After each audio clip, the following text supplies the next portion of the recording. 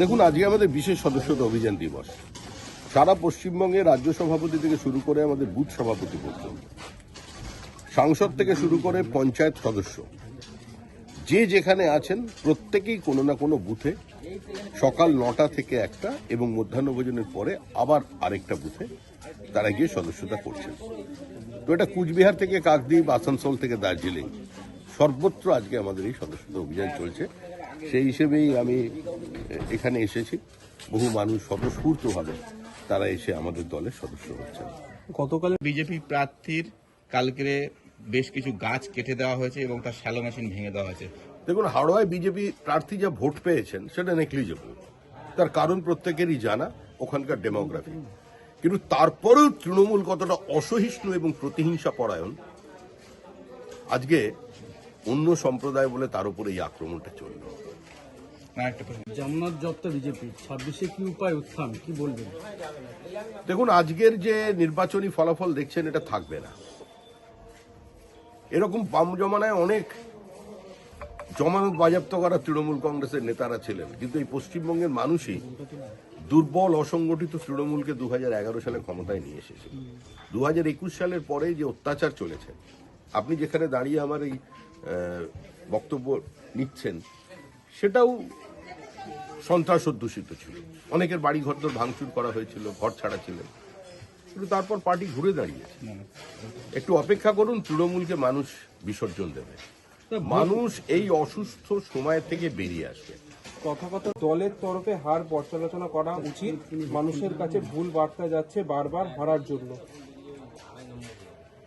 বিজেপির প্রাক্তন রাজ্য সভাপতি তিনি যখন কথা বলেছেন, দল তার বক্তব্যটা নিশ্চয়ই বিবেচনা করবে।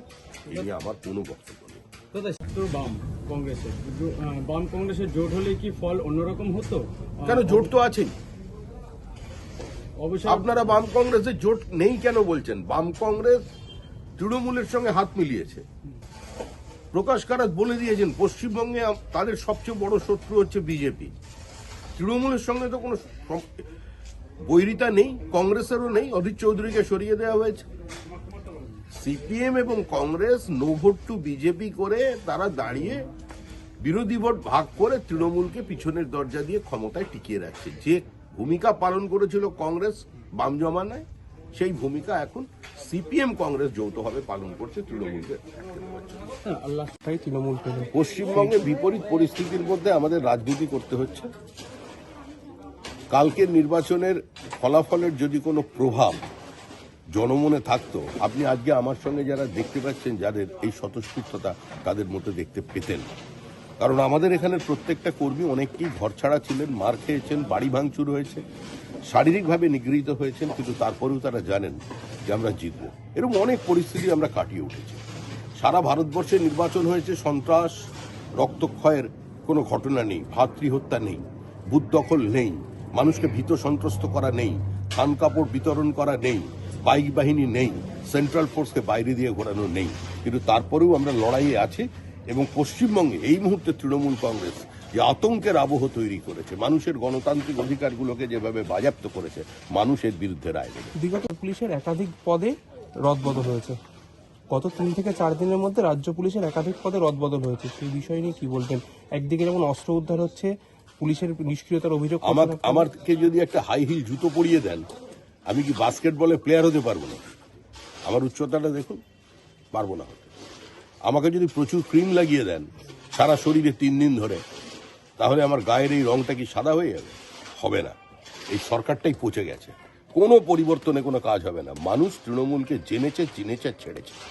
ফের রাজ্যপাল সংঘাত, বিধানসভায় এসে শপথ করাতে রাজ্যপালকে চিঠি লিখলেন পরিষদীয় দলনেতা, কি বলবেন? দেখুন, তৃণমূল কংগ্রেস এমন একটা রাজনৈতিক দল যারা ভারতীয় সংবিধানের উপর কোনো আস্থা রাখে না, যুক্তরাষ্ট্রীয় কাঠামোকে অস্বীকার করে, যার নামে রাজ্য পরিচালিত হয়, যার স্বাক্ষরে রাজ্য পরিচালিত হয়, সেই রাজ্যপাল যিনি সংবিধানের রক্ষাকর্তা এ রাজ্যে, আজকে তাকেই তৃণমূল কদর্য ভাষায় আক্রমণ করে। সুতরাং পশ্চিমবঙ্গে যে পরিস্থিতি তৈরি হয়েছে, এটা শুধু সাংবিধানিক সংকট নয়, পুরো সাংবিধানিক ব্যবস্থাটাই ভেঙে পড়েছে।